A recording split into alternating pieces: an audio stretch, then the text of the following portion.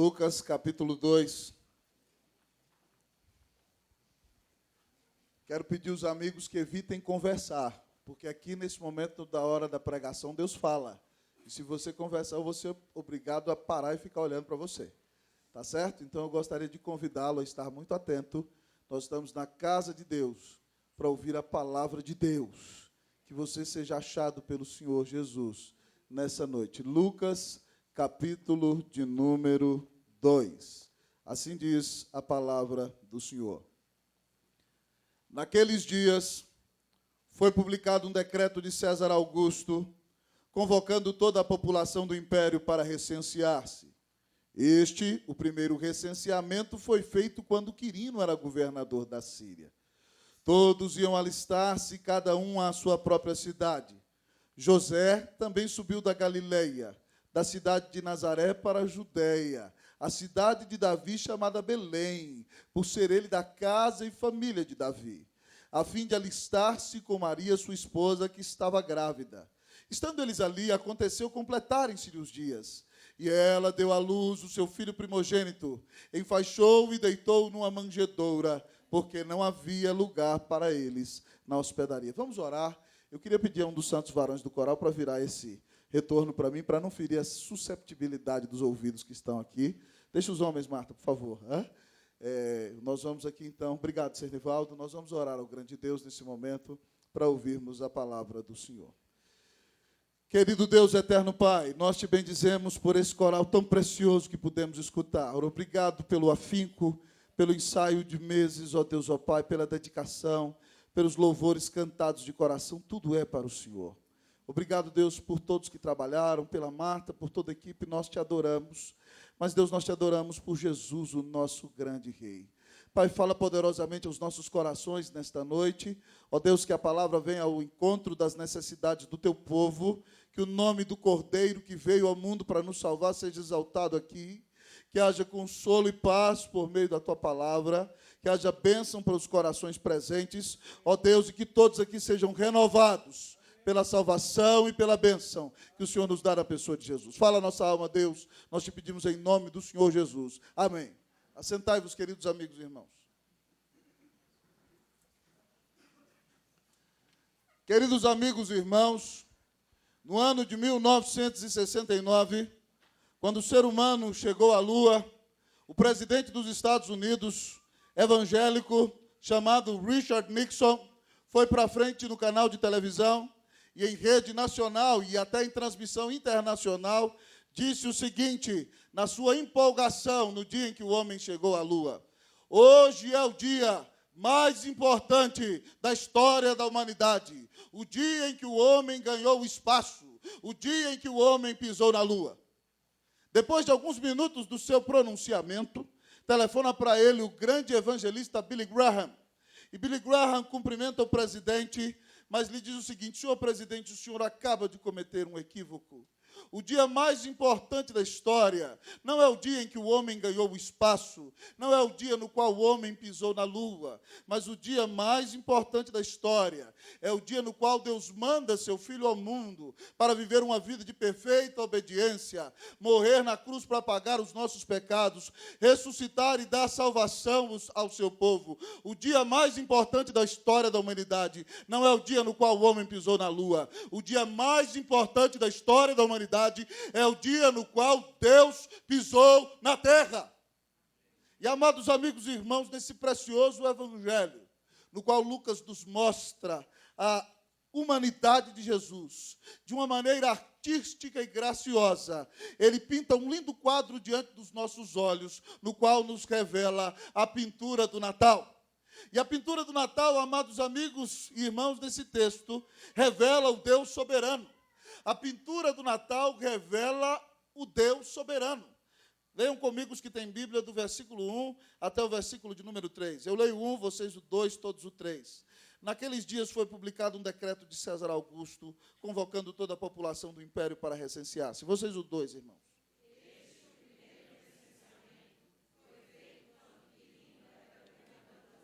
Todos comigo 3, todos iam alistar-se, cada um à sua própria cidade.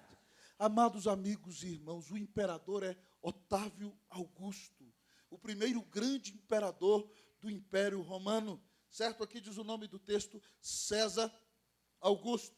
E César, queridos, deseja então ter uma melhor arrecadação dos impostos em todo o seu império. Então ele tem a ideia de fazer um decreto de que todas as pessoas voltem à sua cidade de origem para que sejam recenseadas, cadastradas, para que ele possa cobrar bem os seus impostos. Naqueles dias é governador da Síria Quirino, cujo nome significa guerreiro. Então, quem coordena aquele recadastramento de pessoas lá na região da Síria e da Palestina não é, meu querido amigo e irmão, o IBGE, porque o IBGE nem existia. Foi Quirino, governador da Síria. E o texto nos diz, queridos, que César faz isso na sua soberania, mas todos nós sabemos que a Bíblia diz que Deus move o coração dos reis como ele quer. E César acha que estabeleceu um decreto para receber mais impostos, mas Deus tem um projeto maravilhoso de levar José e Maria para Belém, porque o Cristo, filho de Davi, tem que nascer em Belém. Com tudo isso, nós vemos que Deus é o Deus que controla a história. Deus é o Deus soberano. Deus usa todas as coisas para a sua glória, para a exaltação do seu nome, e controla tudo de maneira que o seu nome seja glorificado e de maneira que seu povo seja abençoado. Então, o nosso texto nos revela que a pintura do Natal revela e mostra um Deus que é soberano. Queridos, é impressionante como Deus controla a história da humanidade. No ano de 1807, o general Junot, com um exército paupérrimo, invade a cidade de Lisboa. A família real foge da submissão a Napoleão, foge em naus alquebradas, escoltada pela grande marinha inglesa, que a Inglaterra era a senhora dos mares. E chega ao Brasil. E estando ainda em Salvador, em janeiro de 1808, Dom João VI, príncipe regente do Brasil, escreve então e assina o Tratado de Navegação e Amizade, no qual permite que naus de outras terras aportem no Brasil e tenham comércio com a nossa nação. Depois, em 1810, é feito um outro acordo. E em 1814, de maneira que pessoas de outras nações agora podem vir para o Brasil, inclusive protestantes. Eles não podem ter à frente de suas igrejas caracterizadas como igrejas, tem que edificar num nível abaixo da terra, mas agora há protestantes do Brasil. Eles cultuam sua religião entre si, mas já na década de 1830 começam a chegar os missionários. O missionário da nossa igreja chega em 1859 e hoje no Brasil há um grande número de pessoas que creem no Senhor Jesus e pregam o evangelho. Mas mais do que isso, queridos amigos e irmãos, hoje o Brasil é um dos países que mais envia missionários para o mundo inteiro, para anunciar que Jesus Cristo é o Filho de Deus, para anunciar que Ele é o único Salvador, para dizer para as pessoas de todos os rincões da terra que Deus é um Deus de amor, que Deus é um Deus de misericórdia, que Deus é um Deus que perdoa pecados, e gente de toda raça, de toda tribo, de todo povo, de toda língua, de toda nação, pode confiar em Deus e ser perdoado pelos seus pecados, se crê que Jesus Cristo é o Salvador. Deus permitiu que Napoleão invadisse Portugal para conduzir a história, para levantar uma geração de missionários e evangelistas no Brasil, que não podia ter contato com ninguém. Deus conduz a história do jeito que Ele quer, de maneira que Ele é glorificado. Querido, isso é maravilhoso demais. O Natal está na soberania de Deus. E eu gostaria de dizer para você que Deus é o Deus que submete a sua história. Talvez você está angustiado porque o Brasil está em crise. Talvez você perdeu o seu emprego. Talvez o seu dinheiro já não dá mais para realizar os seus projetos e sonhos. Mas eu gostaria de lhe dizer que Deus é um Deus bom, que está sentado no trono e domina sobre tudo. Talvez você está enfrentando um grande conflito relacional, mas preste atenção, a sua história está nas mãos de Deus e Ele não perdeu o controle. Talvez, meu querido, você enfrenta uma grande enfermidade na sua família, mas preste atenção, Deus é bom, Ele está no trono, tudo que Ele faz é o melhor, Ele te ama, Ele domina sobre a sua vida. A pintura do Natal nos revela que Deus é um Deus soberano, Ele domina sobre tudo, Ele deu Jesus por você, Que Ele cuide de você nesse Natal. Que a ansiedade bata em retirada do seu coração. Que a paz de Deus inunde a sua alma. Que a presença do Espírito Santo venha logo completar de alegria o seu ser, por saber que Jesus Cristo é Deus. Que Ele veio ao mundo para morrer na cruz, para te salvar. A pintura do Natal é linda e maravilhosa, e ela revela a nós um Deus soberano. Oh, que obra de arte é a obra do Natal. Mas ao olharmos para esse texto, a pintura do Natal revela para nós também o Deus fiel. A pintura do Natal revela o Deus fiel. Olhe comigo, versículo de número 4 e versículo de número 5. Versículo de número 4 e versículo de número 5. Eu lerei o 4, a igreja o 5. José também subiu da Galileia, da cidade de Nazaré, para a Judéia, a cidade de Davi, chamada Belém, por ser ele da casa e da família de Davi. Vocês os 5.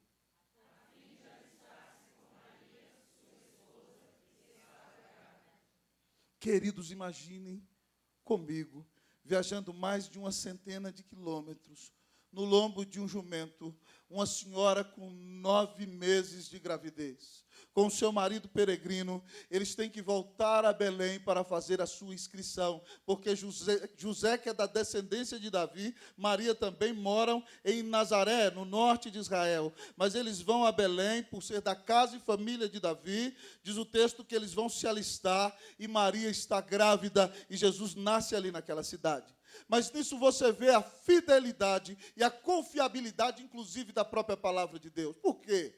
Porque 700 anos antes de Jesus nascer, o profeta Miqueias, no capítulo 5, versículo 2, da sua profecia, diz o seguinte: e tu, ó Belém, Efrata, não és porventura a menor dentre as principais de Judá? Pois de ti sairá o rei, o guia, que há de apacentar o meu povo Israel. Ele existe desde a antiguidade. Miqueias, 700 anos antes de Jesus nascer, profetiza que o Filho de Deus vai nascer em Belém. E é impressionante, queridos amigos e irmãos, que Deus move a César, move a José, move a Maria, no lombo de um jumento, para chegar ali naquela cidade, para que a sua palavra se cumpra, para que o Cristo, que é descendente de Davi, venha nascer na cidade na qual Davi nasceu, Belém, a casa do pão, a casa onde nasce o pão da vida, aquele que deu sua vida na cruz para nos salvar. Deus é um Deus fiel. Queridos, nós podemos confiar na palavra de Deus, sabe por quê? Porque todas as verdades que a palavra de Deus prometeu no Antigo Testamento acerca do Senhor Jesus, todas elas, absolutamente todas, foram cumpridas. Outra, por exemplo, é a verdade profetizada por Isaías. 700 anos antes de Jesus morrer, Isaías pintou um quadro mais claro da crucificação, melhor do que Mateus, melhor do que Marcos, melhor do que Lucas e até do que o próprio João.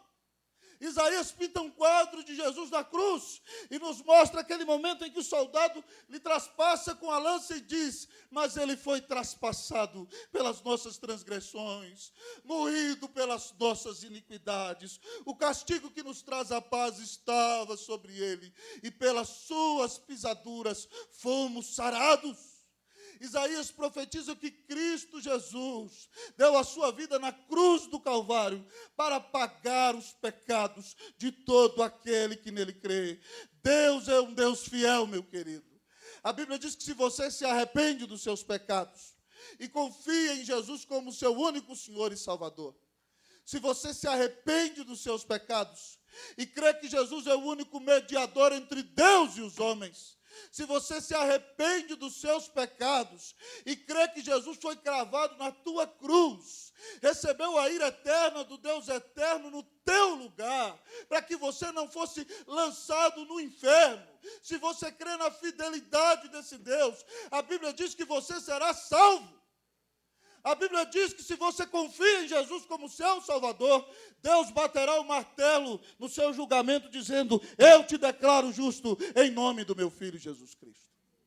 Nessa noite, querido, você precisa se lembrar que o Natal não significa somente um belo coral, somente uma bela ceia, somente intercâmbio de presentes. O Natal é um tempo de oportunidade, É um tempo de nascer de novo. É um tempo de ser perdoado de meus pecados. É um tempo de crer que Jesus é o Filho de Deus, de invocar o seu perdão, de dizer a Ele: Jesus, meu coração é teu. Se você se entrega hoje totalmente ao Senhor pela fé, a Bíblia diz que você será salvo, será perdoado dos seus pecados, terá um lugar garantido nos céus, terá paz com Deus, será amigo do Senhor, terá intimidade com Ele e caminhará com Deus todos os dias da sua vida. Que você creia na promessa do Natal, que você confie no Deus que é fiel, porque a pintura do Natal nos revela o Deus fiel.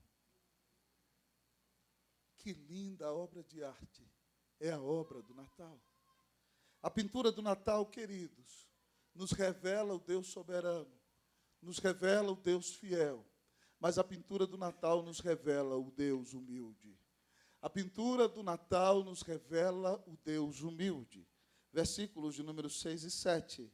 Eu lerei o 6, a igreja o 7.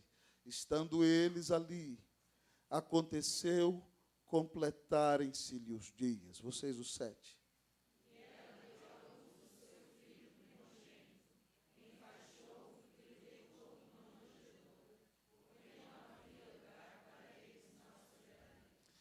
Depois de uma intensa viagem, imaginem comigo que as contrações de Maria começam a se tornar mais fortes. E ela já começa com aquela dor nas costas que caracteriza a todas as parturientes. E Maria já começa a gemer. E eu imagino José puxando aquele jumento, chegando à porta de cada hospedaria, e os líderes, os administradores, impassíveis, com o coração endurecido, diziam: não há lugar para você. Ninguém quis abrir mão do seu lugar, ninguém quis abrir mão do seu leito. E José passava por todas as hospedarias e talvez alguém disse: aqui só há um lugar. Só há um coxo ali no fundo, só há um curral. E José disse: para nós está bom. E José então leva o seu jumento com sua senhora e para ali naquele curral. E ela dá a luz ali no meio das palhas. E de repente o menino é tomado e colocado num coxo onde os animais comiam. Preste atenção, esse aqui não é qualquer homem. Esse aqui é o próprio Deus feito homem. Ele poderia ter nascido em grandes mansões, ou poderia haver escolhido nascer nos grandes palácios, ele poderia haver escolhido Roma, a capital do império, mas, queridos irmãos, para mostrar que Deus não valoriza aquilo que o homem valoriza, Cristo vem em humildade. Cristo vem nascendo num curral, tendo como primeiro berço um coxo. E ali o texto diz que ele foi enfaixado, deitado numa manjedoura, porque não havia lugar para ele na hospedaria. Ainda hoje os homens, em seus corações, dizem que não há lugar para hospedar o Filho de Deus. Mas quando o Espírito do Senhor mostra a você o quanto você é pecador e o quanto Deus é amoroso, você entende a maravilha que é receber Jesus, o menino humilde em sua alma. E então você o hospeda em sua vida pela graça de Deus. E ele passa a ser o Senhor do seu coração. E te ensina de fato que Deus é um Deus que zomba da soberba humana, que despreza tudo aquilo que o homem acha mais importante e que se deleita naquele coração humilde que busca a presença do Senhor Jesus. A pintura do Natal revela a nós um Deus humilde, revela a nós que Deus é um Deus que ama a humildade. O profeta do Messias, irmãos, João Batista, entende muito bem quando em João 3,30 diz: convém que ele cresça e eu diminua. Jesus também disse: vinde a mim todos vós os que estáis cansados e sobrecarregados, e eu vos aliviarei. Aprendei de mim que sou manso e humilde de coração, e achareis descanso para a vossa alma. Cristo é Deus, mas viveu em humildade em nosso meio, desprezando a soberba, sendo o Rei da glória, se humilhou, para nos mostrar, amados amigos e irmãos, que no céu não há lugar para poderosos, no céu não há lugar para soberbos, no céu não há lugar para pessoas que se exaltam a si mesmas, no céu há lugar para todos aqueles que se humilharam diante da pessoa de Jesus. O povo antigo aqui da igreja conhece a história do sepultamento do imperador do Império Austro-Húngaro, Franz Joseph. Franz Joseph, querido, era rei de um grande império que termina no na época da Primeira Guerra Mundial. E é impressionante o rito no qual os imperadores do Império Austro-Húngaro são sepultados na cidade de Viena, na Áustria. Franz Josef morre no ano de 1916. Então vai aquele grande cortejo fúnebre na cidade. E chegando à porta da grande catedral dos frades capuchinos, na cidade de Viena, o mestre da cerimônia e do cortejo bate a porta, porque os reis são sepultados naquela catedral. Então ele bate a porta e uma voz de um monge grita lá de dentro: quem bate a porta? E então responde o líder do cortejo, o magnânimo imperador do Império Austro-Húngaro, Franz Josef. A voz diz lá de dentro: não te conheço. Depois de alguns instantes, volta a bater o líder do cortejo fúnebre. E a voz pergunta: quem está a bater? Franz Josef, rei da Áustria, rei da Hungria, rei da Croácia, rei da Lodoméria, arquiduque de Cracóvia, rei da Galícia. E a voz diz lá de dentro: nunca te conheci. Depois de alguns instantes, bate outra vez. E diz lá de dentro a voz: quem está a bater? E o líder do cortejo responde: um pobre pecador que precisa da graça do Senhor. De repente se abrem os portões da catedral e a voz diz: seja bem-vindo, bendito do meu Pai, para as moradas eternas que lhe foram preparadas. Só entram nas moradas eternas aqueles que reconhecem os seus pecados, aqueles que reconhecem quão pequenos são, independente da posição que ocupam, aqueles que sabem que não podem salvar-se a si mesmos, que precisam de um Salvador, que deu a vida na cruz do Calvário em seu lugar. A Bíblia diz que todo aquele que nele crê não será confundido. Se você confia que Jesus Cristo é o Filho de Deus, se você se reconhece pecador hoje, precisa do perdão de Deus, da paz de Deus, da reconciliação com Deus, eu gostaria de lhe dizer que Deus lhe oferece hoje indulto celestial, Deus lhe oferece perdão eterno. As portas dos céus estão abertas para você. Reconheça que você é pequeno, creia que Jesus é o único mediador entre Deus e os homens. Diga: Jesus, eu me humilho, perdoa os meus pecados, venha ser o Senhor do meu coração. E você ouvirá o Senhor bater o martelo por meio do seu Espírito em teu coração, dizendo: eu te declaro justo, em nome do meu Filho Jesus Cristo. Eu não sei, querido, qual é a sua grande expectativa nesse fim de ano. Eu não sei qual é o seu maior desejo no Natal. Mas eu gostaria de lhe dizer que se a sua vida é um quadro de tristeza, é um quadro de miséria, que revela uma vida deprimente, uma situação de angústia, de pobreza nos relacionamentos, eu quero lhe dizer hoje que Deus pode pintar o seu quadro uma nova história. E Ele vai usar como tinta o sangue do Cordeiro vertido na cruz do Calvário no seu lugar. Mas você precisa rejeitar a rebelião que tem dominado a sua vida e dizer: Deus, eu me arrependo dos meus pecados. Eu creio que Jesus Cristo é o Filho de Deus. Eu creio que Ele morreu na cruz por mim. Salva-me, perdoa-me por Ele. E a Bíblia diz então que você será perdoado, será lavado, será reconciliado, será habitado pelo Espírito de Deus e se tornará amigo, filho, chegado, íntimo, alguém que faz parte da família de Deus. Como está a história da sua vida? Hoje o Deus soberano está no controle de tudo. Você não veio a essa igreja por acaso. Hoje o Deus fiel que deu Jesus por você te oferece perdão e salvação. Clame, creia, se atire nos braços do Senhor e você será perdoado e você será lavado. Hoje, desça do salto, abandone a vida de soberba que tem vivido. Creia que Jesus é o Filho de Deus. E a sua vida nunca mais será a mesma. Que Deus te abençoe ricamente nesse Natal. Que o Filho de Deus habite em sua casa e em seu coração. Que a sua vida seja uma nova história. Porque a partir de hoje, você começa a andar com Jesus, o Senhor do Natal. Que Deus te abençoe, que Deus te visite com salvação, que Deus faça da sua vida uma obra de arte pintada pelo sangue de Cristo Jesus. Vamos orar ao grande Deus nessa hora.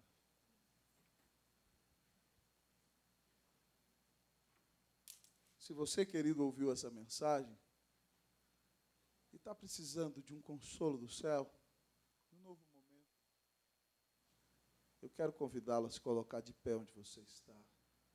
Se você diz, Deus, eu quero me submeter à sua soberania, Deus, eu quero